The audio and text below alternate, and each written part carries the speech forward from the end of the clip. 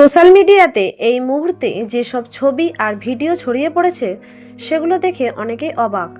Hero আলমের সঙ্গে জান্নাতুল সুমাইয়া হিমিকে এত কাছাকাছি অবস্থায় দেখা যাবে কেউ ভাবতেই পারেনি। ভিডিওতে দেখা যাচ্ছে দুজনের মাঝে এক ধরনের ঘনিষ্ঠতা, যা দেখে অনেকেই বলছেন হিমি বুঝি এবার নতুন সম্পর্কের দিকে এগিয়ে এলেন। এমন অবস্থায় নিলয় আলমগীরের নামও জড়িয়ে যাচ্ছে এই আলোচনায়। কিছু পেজ দাবি করছে হিরো আলমের সঙ্গে হিমির এই দৃশ্য নাকি নিলয়কে ভীষণভাবে আহত করেছে।